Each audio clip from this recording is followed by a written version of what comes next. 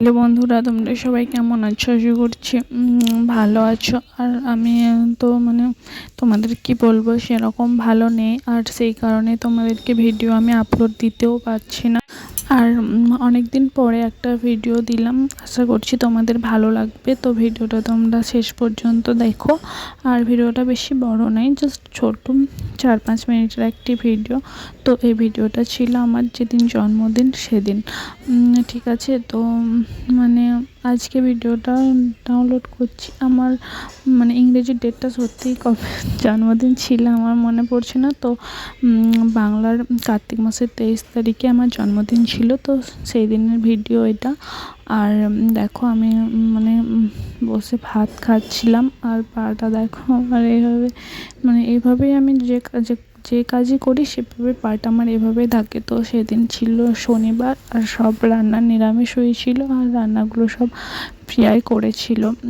তো যাই হোক, বেশ মোটামুটি ভালোই গেছে, বলতে সেরকম ভালো না, তার মধ্যেই গেছে দিনটা যেভাবেই। কারণ কাউকেই বলা হয়নি আমাদের বাড়ির, যে তোমরা দেখেছো আমাদের যে ছোট ছোট বাচ্চাগুলো, তাদের কেউ বলিনি। কারণ অত ধরো আমি তো এখানে বসেই থাকছি সারাদিন, কে করবে, সে কারণে আর বলিনি।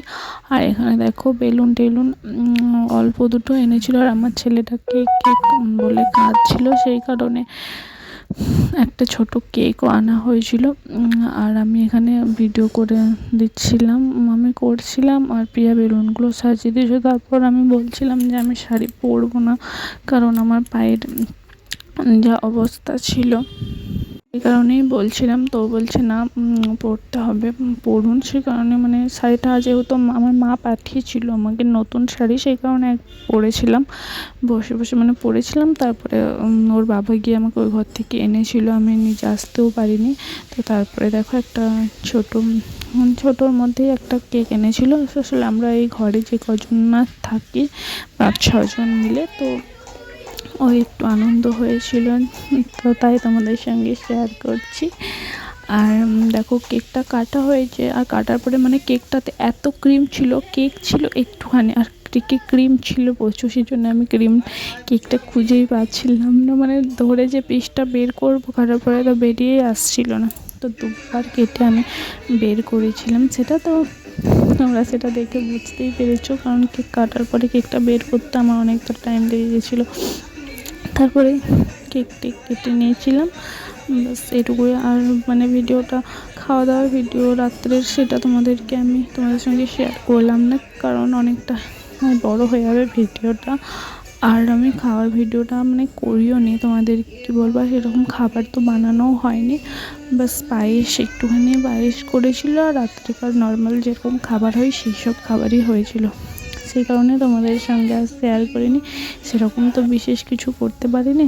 তো যেটুকুই করেছি সেটুকুই তোমাদের সঙ্গে শেয়ার করলাম। তোমরা সবাই ভালো থেকো, সুস্থ থেকো, আর ঠাকুরের কাছে প্রার্থনা করো আমি যাতে তাড়াতাড়ি সুস্থ হয়ে যাই। বাস এটুকুই বলার ছিল তোমাদেরকে। আর তারপরেই দেখো কেকটা কাটার পরে আমি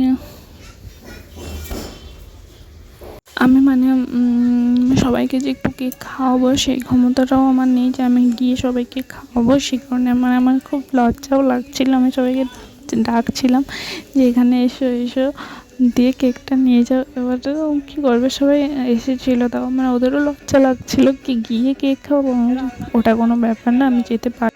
তো আমার ছেলে ঘুমাচ্ছিল আমি যখন ভয়েসটা দিচ্ছিলাম, তো সেই কারণে একটু আস্তে আস্তে কথাটা বলেছি। আর তারপরেই তোমার কেক সবাইকে একটু মাখিয়ে দিচ্ছিলো, কষ্টের মধ্যেও কি বলো তো, দুঃখ তো হচ্ছে, কিন্তু তার মধ্যেও একটু আনন্দ খুঁজে নেওয়ার চেষ্টা তো সবাই করে, তাই না? সেই কারণে এই আয়োজনটা কি, আমি তো আজ প্রায় 20 দিন থেকে বেরোতেই পারছি না ঘর থেকে। সবাই ভালো থেকো।